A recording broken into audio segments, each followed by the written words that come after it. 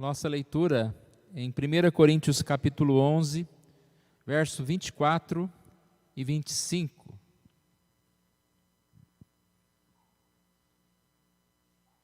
Vou fazer essa leitura, 1 Coríntios 11, versos 24 e 25.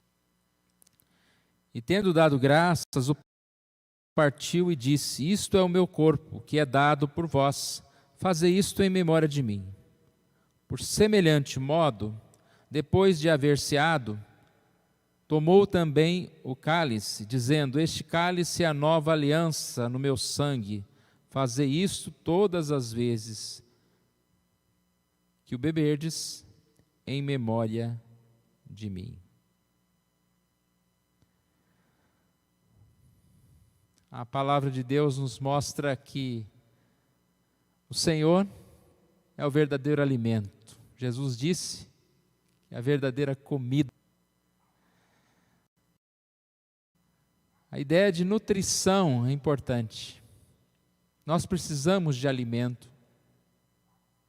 Podemos estar totalmente saudáveis, mas se você simplesmente parar de se alimentar, você vai emagrecer, você vai começar a desfalecer, você vai morrer. Nós temos o alimento físico e temos o alimento espiritual.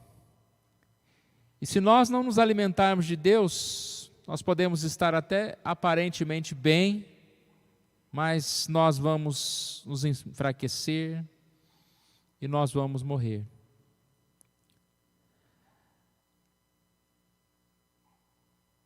Com o que nós temos nos alimentado? Eu digo a respeito da questão espiritual. Parece tão claro, né, irmãos, a diferença entre o alimento que Jesus oferece, que é a vida, que é o pão da vida, e o alimento que o inimigo oferece, a morte. Parece tão fácil a gente definir. E poderíamos todos aqui dizer: nossa, eu só me alimento de Jesus. Mas nós sabemos que não é bem assim que acontece. Por que será, irmãos? Porque nós sabemos que desde lá de Gênesis, a estratégia do inimigo é a mesma. É o engano, a mentira. É oferecer algo, tentando nos persuadir de que é algo bom, mas que na verdade são caminhos maus. Se você olhar lá em Gênesis 3, de 1 a 7, na conversa da serpente com Eva, o que o inimigo ofereceu? Qual foi a oferta? Aqui eu não estou falando se era maçã, se era banana, se era pera. Não é qual o fruto, mas o que? Qual era a ideia dessa oferta? O inimigo não veio e disse: olha, você tem essas árvores maravilhosas aqui, eu vou te dar um veneno para você morrer. Não, ele veio e disse: aqui eu tenho algo a mais para te oferecer. Repare que Deus deu todo aquele jardim. Pode comer de qualquer uma, mas dessa não comerás. E a serpente vem e fala: não, eu tenho para te oferecer exatamente o que Deus não te oferece. É bom? É agradável? E é dessa forma que acontece. O homem vive em busca de algo mais, não é verdade? Algo mais. Isso é bom por um lado.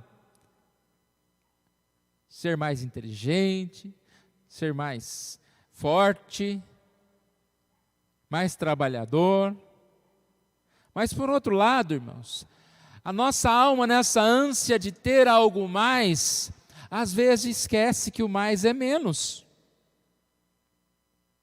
E ele observa uma oferta do inimigo. E ele acredita que aquilo é mais. Aquela foi uma oferta de glória acima e além, substituindo, porém, a glória transcendente que só pode ser encontrada em Deus. É uma frase que diz: quanto opto por mais, centralizado em mim, o que realmente consigo é menos, sempre muito menos. Por que isso acontece? Porque o mais sem Deus é menos. Mas a gente percebe que isso é uma recorrência, a mesma estratégia do inimigo. Eu quero dar mais um exemplo. O povo no deserto, eles queriam, em um certo momento, voltar para o Egito. E qual que era a desculpa? Lá tem uma comida melhor, cardápio melhor. É isso que o inimigo faz. Ele nos cega, a ponto de nós olharmos para uma opção de escravidão, de morte, e acreditarmos que é melhor. Repara que eles foram capazes de olhar para o Egito como um lugar com um cardápio melhor, em vez de um lugar de escravidão e morte, que realmente era. E aí eu repito, a humanidade, o ser humano, nós queremos algo mais, queremos glória, mas é fácil confundir glória humana com glória divina. A verdadeira humanidade está sempre ligada à glória, e a glória verdadeira só pode ser encontrada naquele que é a glória, o Senhor. Então, irmãos, a nossa mensagem de hoje, ela traz essa ideia. Eu posso me nutrir, eu tenho uma oferta, fazer isso, comer, beber, mas ao mesmo tempo eu tenho que rejeitar a oferta do inimigo que fala: Deus tem isso, mas eu tenho algo mais. Eu tenho algo que vai ser muito mais especial. Nós temos que estar prontos para nos alimentar de verdade, nos nutrir e, ao mesmo tempo, rejeitar as ofertas do inimigo. Nós somos alimentados pela palavra de Deus, pela oração, pela comunhão com os irmãos, pela Santa Ceia. Esse é algo mais de Deus. Eu gosto muito de uma definição de Calvino dizendo que a ceia é um plus, é um algo mais de Deus para nós, no sentido de nos dar mais comunhão. Ele diz que Deus conhece a nossa limitação em talvez nem sempre conhecer e entender a palavra e ter comunhão com o Senhor através apenas da palavra e da oração. Então Deus deixou a ceia. Estou procurando a mesa, está lá, né? Deus deixou a ceia, para que seja esse algo mais no sentido de que é mais um meio para nós termos comunhão com Deus. Quando nós participamos da ceia, nós temos essa ligação maior com o Senhor. A gente entende um pouco através de uma definição do Catecismo Maior, a pergunta 170, quando diz: como se alimentam do corpo e do sangue de Cristo os que dignamente participam da ceia do Senhor? Como que isso acontece? E parte da resposta diz: os que dignamente participam do sacramento da ceia do Senhor se alimentam do corpo e do sangue de Cristo, não de maneira corporal e carnal, mas espiritual, contudo verdadeira e realmente, visto que pela fé recebem e aplicam a si mesmo o Cristo crucificado e todos os benefícios de sua morte. Então, a ceia não é um alimento no sentido corporal, carnal, no sentido de que Cristo está ali, mas espiritualmente está. E sim, pela fé, nós recebemos de Cristo, nós nos alimentamos, nos fortalecemos em Cristo. Isso é alimento, isso é verdadeiro alimento.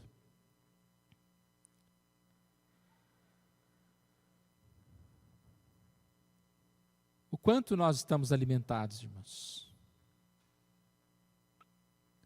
Eu creio que às vezes a gente podia dizer no passado, né? Falta tempo para ler a Bíblia, falta tempo para orar, falta tempo para fazer tantas coisas. E a gente percebeu que o problema não é tempo.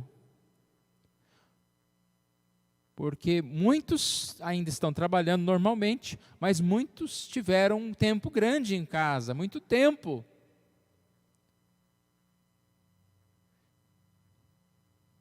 E nos faltou muitas vezes disposição de nos alimentar mais, disposição de crescer mais, disposição de orar mais. Eu li essa semana uma mensagem de Spurgeon. Ele tem um dos devocionais, mensagens de Spurgeon, é dia e noite. É uma dessas mensagens que ele falava a respeito do sonho de Faraó, as 7 espigas magras que engoliam as 7 espigas gordas.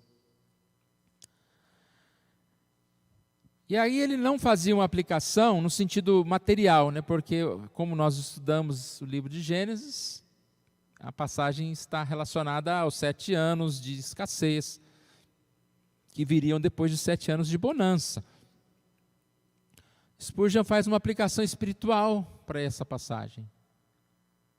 E ele faz quase que uma confissão do que ele estava vivendo naquele momento.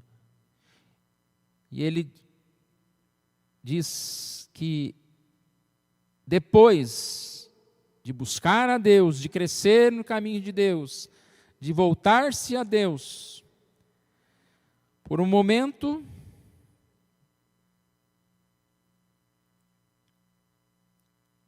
deixou-se levar pela frieza espiritual, por momentos sem oração. E aí eu não vou falar com as mesmas palavras dele, mas eu entendo que ele está falando a respeito de algo que pode acontecer, o esfriamento espiritual. Quantas vezes nós passamos por um momento em que a gente tem uma comunhão maior, a gente está animado, lendo todo dia a Bíblia, participando de vários trabalhos, dirigindo algumas coisas, sem saber por quê, de repente vem um tempo em que parece que vacas magras engolem a gorda. E aquele tempo, lá Faraó disse que nem se lembrava mais do tempo que era bom. A comunhão se foi, o estar com Deus se afastou, Deus já não é mais tão íntimo. E lá então, nesse texto, ele clama: Senhor, não me deixe nessa magreza. Eu vou ler aqui uma partezinha do que ele fala. O sonho de Faraó tem sido muitas vezes a minha experiência de vigília. Meus dias de preguiça têm destruído devastadoramente tudo que eu tinha alcançado em tempos de aplicado zelo. Minhas estações de frio congelaram todo o alegre brilho dos meus períodos de fervor e entusiasmo.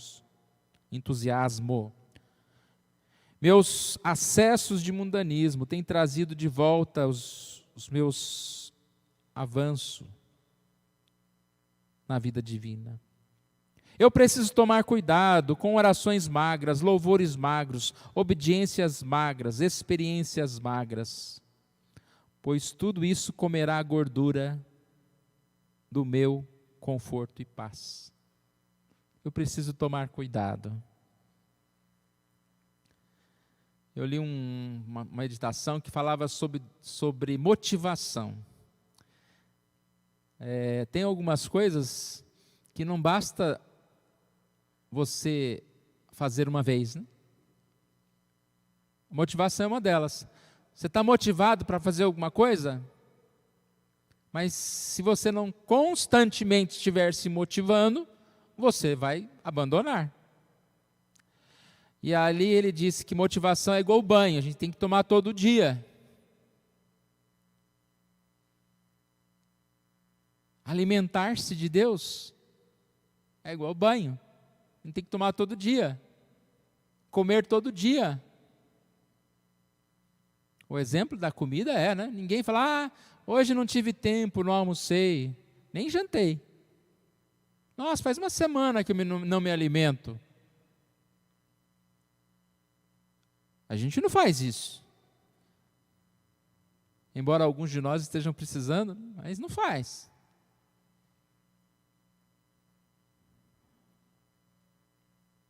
Mas triste, irmãos, quanto muitas vezes essa vaca magra engorda. Ela não engorda não, porque ela come e permanece magra. Lá a mensagem do faraó diz isso, o sonho de faraó dizia isso, né? Porque você imagina uma coisa magra comendo uma gorda, teoricamente ela engordou. Ela come e permanece magra, ou seja, ela mata, ela destrói o que havia. E é isso que ele disse. Você pode lutar tudo por muito tempo, se aproximar bem próximo, mais próximo, crescer, mas se você para, o que acontece? O magro come o gordo. A gente falou muito, né, desde o início, que esse tempo de ficar em casa, esse tempo que a gente tem é para crescer espiritualmente. O medo é que alguns se afastem, é que alguns deixam a magreza engolir o pouquinho que restava da gordura espiritual, tá, gente?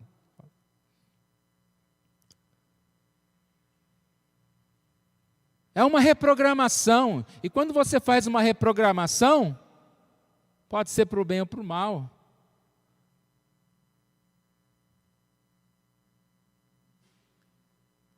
Essa deve ser a nossa consciência. O texto de Spurgeon termina como uma oração. Senhor, mantenha longe de mim a maldição da magreza da alma.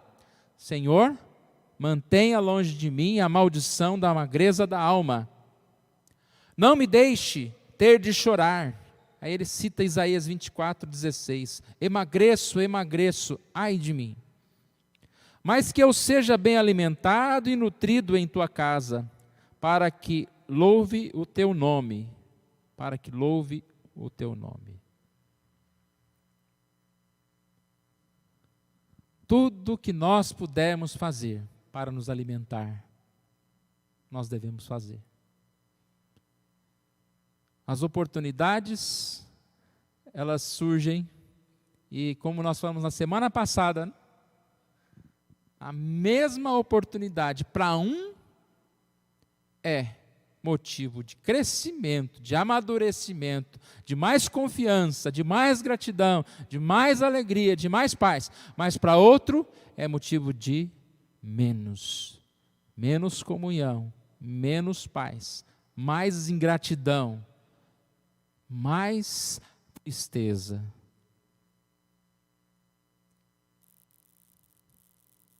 Qual é a diferença? Um ouve o mais de Deus, o outro ouve o mais de Satanás. Só tem esses dois mais.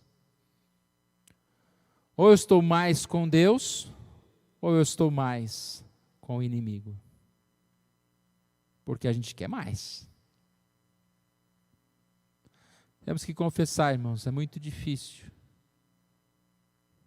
Porque aparentemente a gente olha para o maná e fala, esse negócio está sem gosto. A gente olha para as árvores lá do jardim e fala, mas eu queria logo aquela.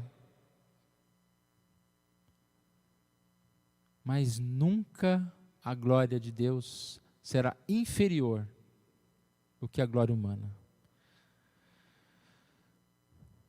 Vamos nos nutrir? E tendo dado graças, Jesus partiu e disse, isto é o meu corpo que é dado por vós, fazei isso em memória de mim. Semelhante modo, depois de haver ceado, tomou também o cálice, dizendo, este cálice é a nova aliança no meu sangue, fazei isso todas as vezes que o comerdes em memória de mim. Essa é a oferta do Senhor para nós. Nós estamos aqui, temos a oportunidade de participar da ceia. Nós vamos, nesse momento, pedir para que os nossos irmãos presbíteros venham até aqui à frente. E nós vamos fazer conforme fizemos na última vez, no terceiro domingo pela manhã. Você não será servido no lugar que você está. Então, se você é membro desta igreja, ou membro de uma igreja evangélica que está em comunhão com a sua igreja, quer participar da ceia, você vem, eu disse da outra vez, os da frente primeiro, para depois os de trás, porque aí você já enxergou quem já veio, né, e fica mais fácil de vir. Então você pode vir, temos uma mesa de cada lado aqui, nós vamos assim participando. Tem um copinho com o pão e o cálice está no lugar de costume. Você não vai vir duas vezes, você vem, toma, come o pãozinho, toma o cálice, e tem um lixinho ali, você já joga ali. Vamos orar? Vamos colocar diante de Deus nesse momento. Pai querido, obrigado pela Tua palavra, Senhor Deus. Pai, obrigado por esse tempo que nós vivemos. Nenhum tempo é tempo ruim. É um tempo que nos incomoda, devido seja ao isolamento, seja ao excesso de relacionamento virtual, seja pela enfermidade, seja por problemas financeiros, eu não sei, ó Pai. Cada um tem enfrentado as suas lutas, as suas dificuldades. Mas que seja um tempo de graça, que seja um tempo de reconciliação, que seja um tempo de alimento, ó Pai espiritual. Ó Pai amado, nós estamos aqui nessa noite e ouvimos a Tua mensagem, Senhor Deus. Não nos permita nos calar diante da Tua mensagem, Senhor, diante da Tua palavra. Não permitas que estejamos sendo enganados, ó Pai. Que estejamos aceitando ofertas que não sejam do Senhor. Esse momento que o Senhor esteja abençoando, ó Pai, ao participar da ceia, que possamos espiritualmente ser alimentados, fortalecidos, que ao participar dessa ceia nós possamos sim, ó Deus, comer e beber, estreitar a nossa comunhão contigo, ser lembrados da nossa salvação, da nossa vida eterna, Deus, ser mais ligados a Ti, Senhor Deus. É isso que nós te pedimos, oramos em nome de Jesus. Amém. Senhor Jesus.